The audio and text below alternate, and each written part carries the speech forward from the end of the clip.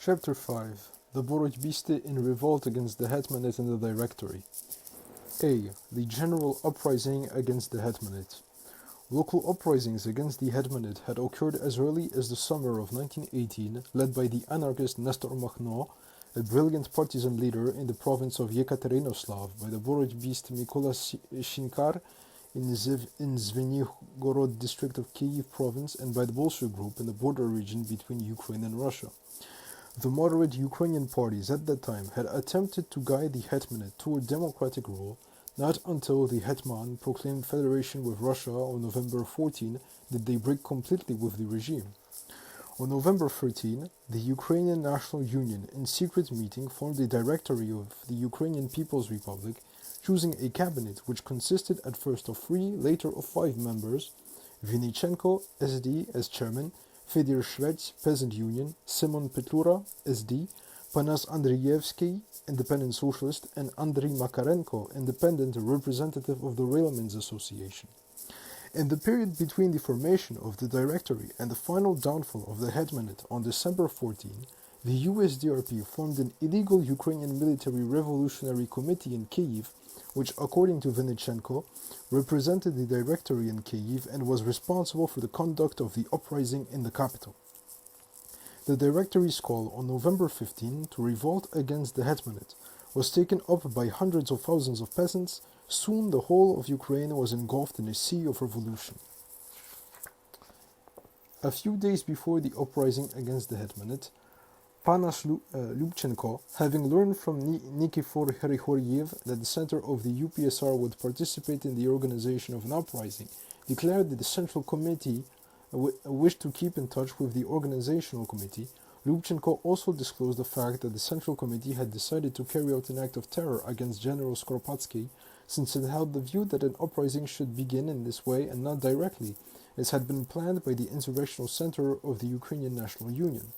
However, the uprising forestalled the plans of the Central Committee. It is almost certain that an uprising initiated with assassination would not have been so relatively peaceful and bloodless as the coup of December 13 to 14, organized by the Directory's Revolutionary Committee in Kiev. Alexander Shulkin has described it as not a revolution, but simply a transfer of power from the Hetmanate to the Directory. During the uprising, recalls Khristyuk, who was then negotiating for the center group of the UPSR, Polos from the Central Committee of the party arrived at Fastov for lengthy talks with N. Hrigoryev concerning party unification and joint action, stressing that there was no basic divergence of views between the two things. However, after talking to Simon Petlura, Polos changed his mind about joint action, declaring that Petlura's position could not be accepted by the Central Committee, that he, Polos, did not believe it would be possible to carry out a revolutionary socialist policy in collaboration with Petlura. Therefore, the Central Committee would take action against the Hetman independently of the Directory.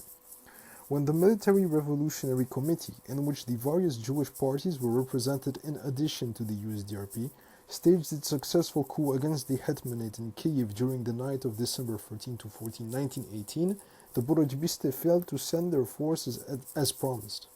This was their third unsuccessful revolutionary intervention in an urban area.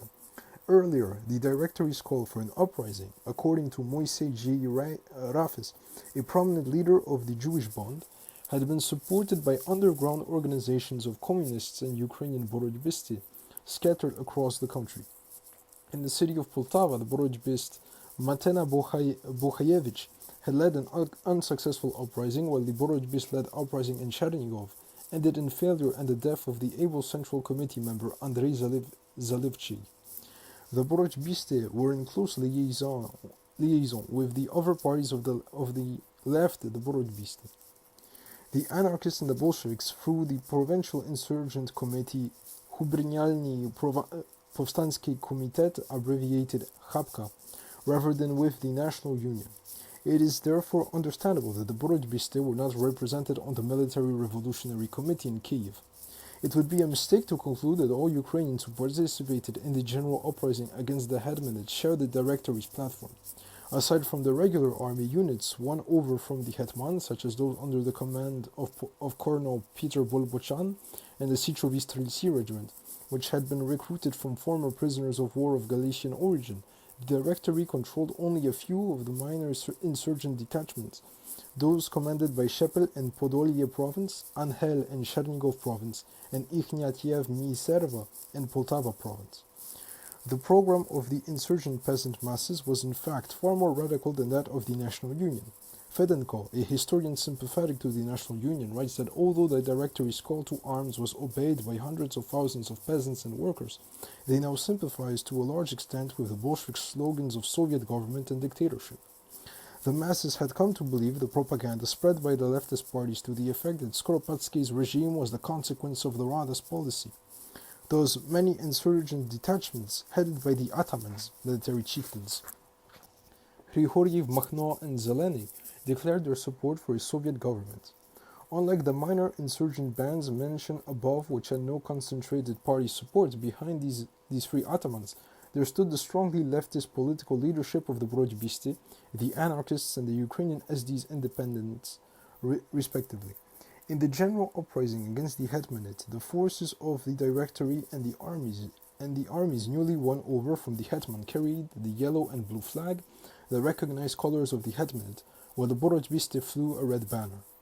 This was perhaps the first manifestation of hostility toward the Directory. There were occasions when Ukrainian insurgents carried both banners, such was the case in the united bands led by the left SR's Borot'bist, Serdyuk, and the Petlurist Ignat Yevmesevra, who cooperated in the general uprising against the hetmanate. In more restricted circles, however, Serdyuk spoke of a separate political platform. Vinnichenko cites a telling peasant comment on the rise of the Directory, "Lo, there goes Petlura after the hetman. She will show him. Glory be to God, there will be no more of this Ukraine." The suspicious attitude adopted by the illiterate peasant masses toward the Ukrainian state influenced the Russian Bolsheviks, who began to assume that there was little or no national consciousness among the Ukrainian people.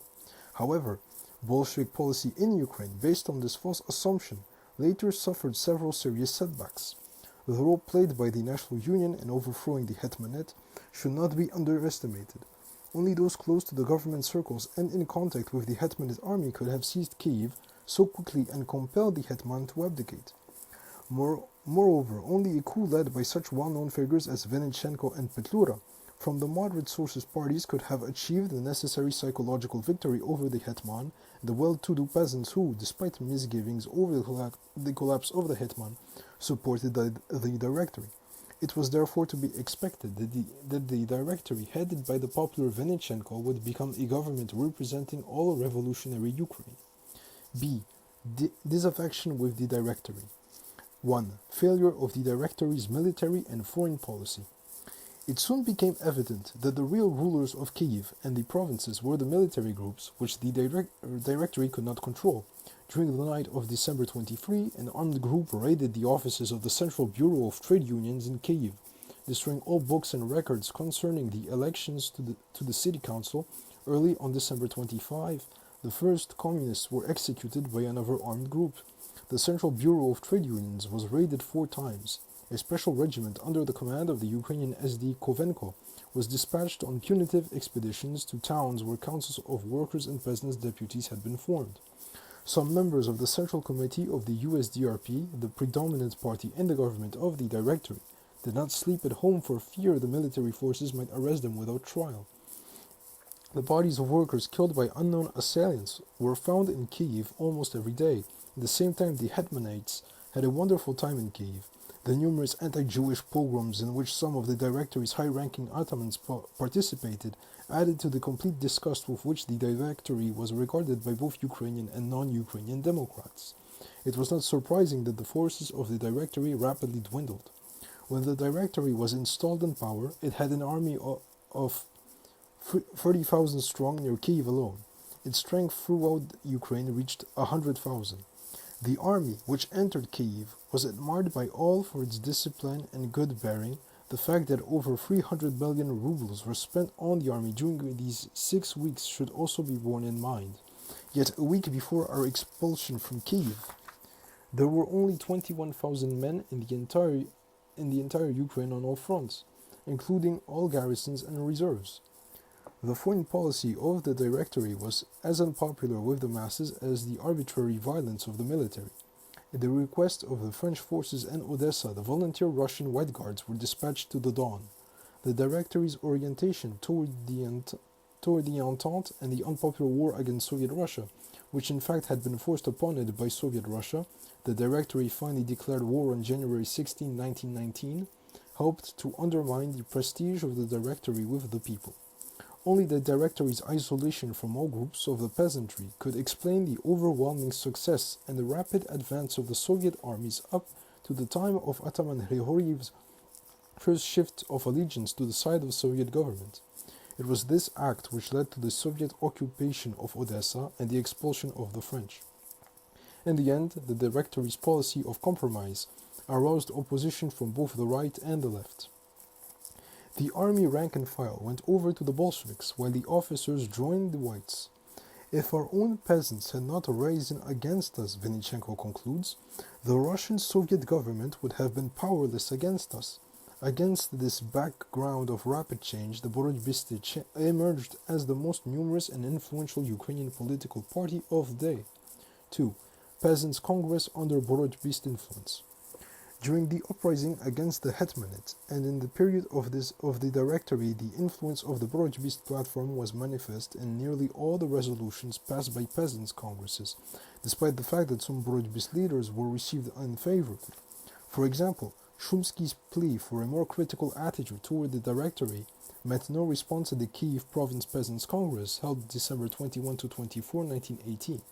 Yet, although the peasants still trusted the Directory, a resolution adopted by this Congress favored the Ukrainian Toilers' Republic and reforms, which would strengthen the position of the toiling classes, the peasants and the workers. The Congress also demanded that the Hetmanate generals and officers should be punished severely and that all foreign armies should leave Ukrainian soil as soon as possible. Both requests, of course, were sharply at variance with the Directory's policy. In a similar ambivalent vein, the District Peasants and Workers Congress in Zolotonosha, Poltava Province, on January 4 to 5, 1919, expressed confidence in a revolutionary government, the Directory, yet at the same time demanded that private ownership of land be abolished. But the Directory continued to tolerate private ownership of property. Moreover, the District Congress demanded that the army must be, for the time being, a class army, that is, it must consist exclusively of the revolutionary toiling element. Many other peasant congresses expressed open hostility toward the Directory, and as a result, their meetings were sometimes banned.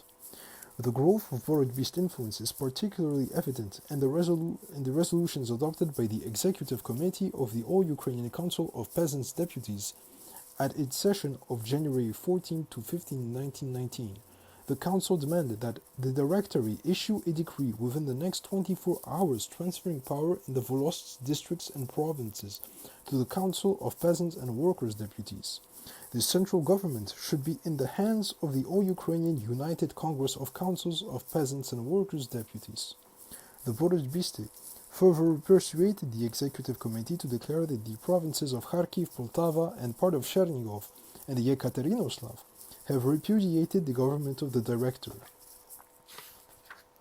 Aside from the Borot'bisty, the center of the UPSR and the independent wing of the USDRP attempted to exert an influence in the countryside. However, the latter was too small a group, while the former did not adopt a platform of full power to the councils until January 28, 1919. It can therefore be said that in this period, peasant Ukraine was best represented by the Borot'bisty. C. Final attempts to reunite the UPSR. Despite the split at the Fourth Party Congress in May 1918, the reactionary policy of the Hetmanate caused the central faction of the UPSR to move to the left. When its organizational committee in Kyiv expressed general agreement with the program of the Borot'bist Central Committee, the former held two official sessions with the Central Committee's representatives. One of the major issues raised during the negotiations for reunion was that of federation. The Central Committee, Mazurkevich, reported for the Borot'bisty recognized federation as the ideal. It was not against an independent Ukraine, nevertheless, it desired agreement with the Muscovite revolutionary parties, including the Bolsheviks. The Borot'bist conception of federation was not that of a step toward independence, but of a step after independence in the direction of international union. Only equal and independent nations could form a federation. Therefore, in their view, independence was a prerequisite for federation. Since the Borot'bism frequently are regarded as federalists, it is important to bear this conception in mind. This approach was satisfactory to the members of the organizational committee, which in fact found no serious differences in principle between the two committees. The negotiations now shifted to a discussion of organizational control of the party. The organizational committee insisted that the Central Committee's resolution concerning the dissolution of the party should be annulled. Speaking for the Central Committee, Mazurkevich and Shumsky informed Nikifor Hrihoryev of the Organizational Committee that the Central Committee demanded the immediate dissolution of the Organizational Committee. Afterwards, individual members of the Center, except those compromised through their conciliation policy, would have the right to register in the Central Committee's organization. To this, Hrihoryev replied, "Either register all members of our group or we will remain as a separate party organization of the Center." On this point, the negotiations were deadlocked, but it was agreed that Hrihoryev should continue to talk with Lubchenko, and O. Shadelev for the Center should talk with Zalivchey for the Central Committee. However, Zalivchey died in Chernigov, and Lubchenko and Hrihoryev shortly before the uprising were unable to agree on joint action against the hetmanate in view of the Borot'bism's desire to initiate the uprising with an assassination. The Borot'bisti also disliked Petlura's approach to the plan for an uprising. Still, Lubchenko expressed a desire to bring party unification to a satisfactory conclusion, a hope which Hrihoryev shared. Once the Directory's forces had entered Kiev on December 14, unity talks were resumed. In charge of the press, Hrihoryev provided the Central Committee with paper and printing facilities in Kiev. Members of both groups met in an atmosphere of mutual confidence. Negotiations for unification proceeded especially satisfactorily after the Center began publishing in Kiev its organ Trudova Respublika, Trudo's Republic, which represented the platform of the Soviet tendency within the Center, and Hrihoryev conferred with H. Mikhailichenko, P. Khristyuk, with A. Prihodko, and O. Zhukovsky, with Shinkhar. Hrushevsky also voiced disapproval. However, the bid for unification again failed. The acting head of the organizational committee, Yanko, was at that time so openly pro-directory that he was more hostile toward unification. M.U. Shapoval himself, a member of the organizational committee, was working for unification of the center of the party with the Ukrainian National Union. The party leaders therefore took a sharp turn to the right. The directory's policy also precipitated a crisis. The Central Committee's organ was banned. Left SRs, now regarded as equivalent to Bolsheviks, were arrested. A situation arose in which one group, the Center, was in the National Union, in the Directory, and in the government, and was hence fully responsible for its policy. At the same time, tolerating the terror directed against another group, the Left, which was forced to go deep underground. The logic of events had brought about a complete divergence in fact, if not in word. The problem of unification was thus buried. The friendly atmosphere of the negotiations had been conditioned by the fact that not only the center of the UPSR, but many other political and military leaders were sympathetic to the idea of a Soviet form of government for Ukraine. Indeed, faced with the leftist sympathies of the masses, the Directory attempted to adapt itself to their wishes. Vinnichenko, SD, Shapoval, Center SR, and Viktor Mazurenko, SD Independent, all represented in the government, advocated that Ukraine be proclaimed a Soviet republic, thereby hoping to neutralize Russian Bolshevik propaganda in Ukraine. The tendency was so strong, the Russian Bolsheviks had initiated their second invasion of Ukraine in late December 1918, that the independent wing of the USDRP broke with that party at its 6th Congress, January 10 to 12, 1919, and adopted a Soviet platform, although in contrast to the Borot'bism, it continued to have relations with the Directory, hoping to win the latter over to its own policy. And in late January, The center of the UPSR also accepted the Soviet platform on the basis of the so-called labor principle. As Volodymyr M. Chekhovsky, Prime Minister and Foreign Minister of the Directory, declared at the 6th Congress of the USDRP, the Soviet system and Bolshevism are two different things. It is difficult to appraise the sincerity of the Borot'bisti in their negotiations for party unity. Political reality forced the two wings of the party further apart. The decision was made in the outlying areas of the country, where enmity between Borot'bist and Directory military units erupted in open battle. D. Borot'bist ties with pro-Soviet parties. Borot'bist influence in the towns and the capital was much weaker than in the country. As has already been indicated, the three attempts to exert an influence in urban areas during the actual uprising against the Hetmanate had been unsuccessful. Rafis provided a glimpse of Borot'bist activity in Kiev after the Directory had entered the capital. While the Ukrainian National Union was conferring over the formation of a cabinet, the Military Revolutionary Committee, preserved as a civic organization, convened a parallel conference of delegates of all the socialist parties, including the Bolsheviks and their allies, the Ukrainian SR's Borot'bism. After Maistrenko had received the delegation of the United Jewish Socialist Party, which sought to establish contact with the government, the Central Committee of the USDRP called a conference of the Central Committees of all socialist parties, including the Borot'bism, which met on the night of December 28 to 29. Rafis labeled it a historic conference because afterwards the left socialist groups concluded that agreement with the Directory was impossible and that it would have to be overthrown. The representative of the Ukrainian Socialist Revolutionaries, Borot'bism, was most insistent of this point, having carefully analyzed the policy of the Directory and having underlined the danger of repeating the errors of the Central Rada from the viewpoint of the interests of the development of the young Ukrainian nation. In the face of the second Russian Bolshevik invasion of Ukraine, Chekhovsky, acting for the Directory in late December, prepared an extraordinary diplomatic mission, including representatives of all influential parties for the purpose of conducting peace talks with Moscow. Poloz, the Borot'bist representative, declared that his party was ready to take part in the trip to Moscow only to obtain information. It is clear that the Borot'bisti did not want to be identified with the Directory. At this time, the Bolsheviks controlled the Kiev City Council of Workers' Deputies with 85% of the votes. The Ukrainian SRs, in addition to the United Jewish Socialist Party and the Bund, were admitted as members of the Council's Executive Committee, as Rafis indicates, because of their role throughout the country, despite their small numbers in the Council itself. There can be no doubt that Rafis had in mind only the Borot'bisti.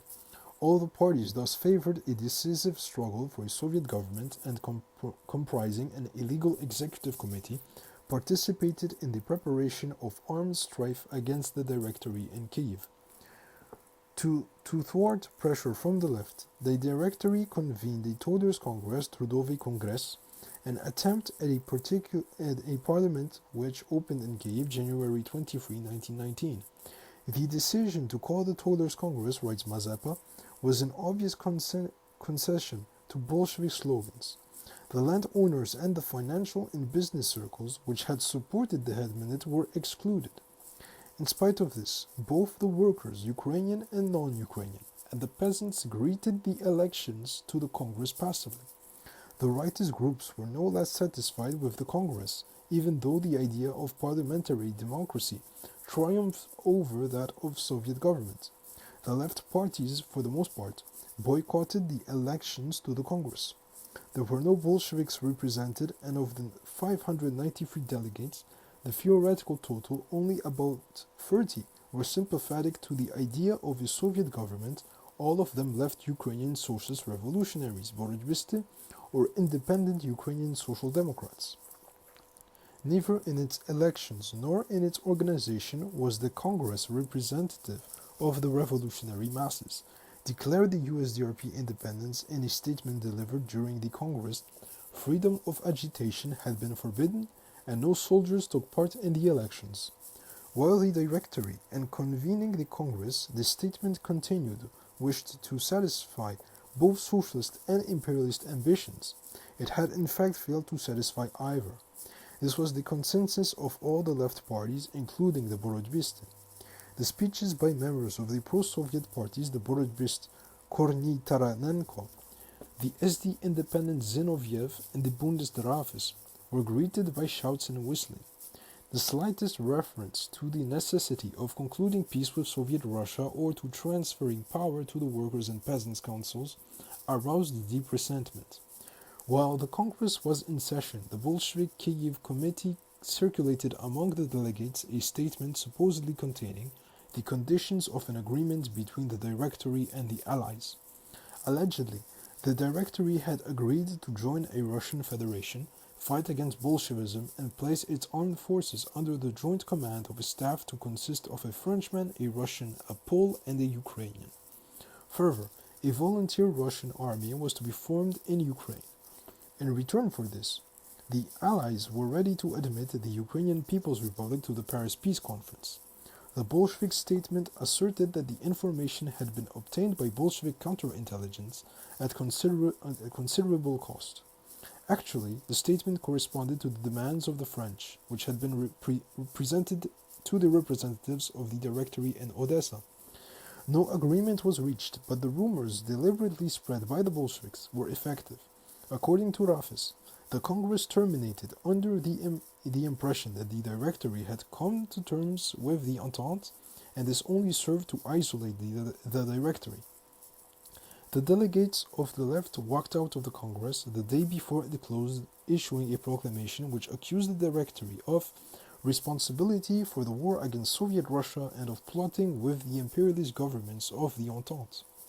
The parties of the left, the declaration continued, once more declared that the Congress has no right to speak in the name of the toiling masses of Ukraine.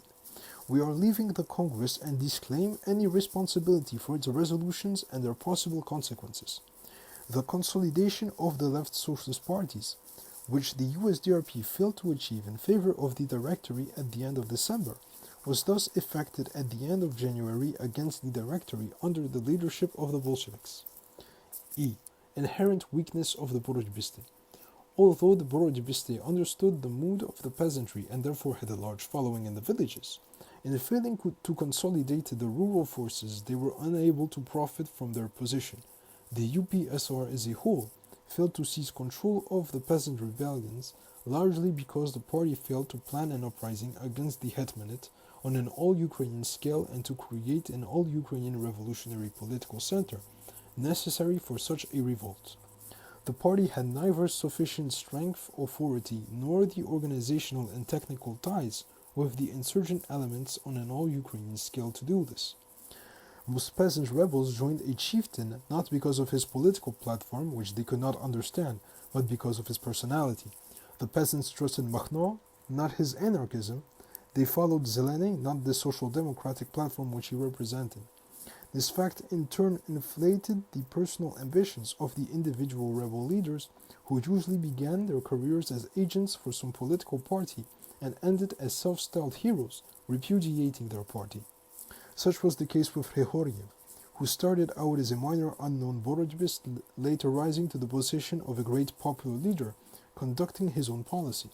There is no doubt that this phenomenon, known in Ukrainian history as Otomanshchina, chieftainry, limited the political significance of the uprisings, causing them to descend in many instances to mere expressions of daredevilry and sometimes even lawlessness. On the other hand, although the Borot'bism acted independently of the Directory and were strong in the countryside, they failed in their bid to control the revolutionary movement largely because they were weak in the cities, where they were powerless to compete with Bolshevik influence. The Borot'bism attempted to become a party of the urban proletariat, but were unable to do so. To do this, they would have had to re-educate the Russified workers of the cities, and this required more time than was at their disposal, just as the Russified bourgeoisie inclined toward Denikin. The Russified working class tended to look to Red Moscow. In fact, all Ukrainian political parties lacked adequate support among the Ukrainian urban population. The workers' councils in Ukrainian towns were, as Shakrai said, facing Petrograd, with their backs turned on Ukraine. This may be an exaggeration, but it was nevertheless suggestive of the chief weakness of the Ukrainian revolution. The Borot'bistes were thus deprived of an independent role in the history of the Ukrainian Revolution. To become the deciding force, they needed the support of the Ukrainian urban proletariat. Instead, by leading the poor peasants and village proletariat to support the program of power to the councils, they allied themselves with the Bolsheviks. Given the relative forces of the two contending parties, the situation could only lead to the eventual surrender of the Borot'bistes to the Bolsheviks. By accepting the platform of the Bolsheviks, however, the Borot'bistes forced them to live up, at least partially, to the slogan which proclaimed the free development of each nation. In this way, the Borot'bistes paved the way for the Ukrainization of the working class and of the Ukrainian cities, which began in the 1920s under the Soviet regime.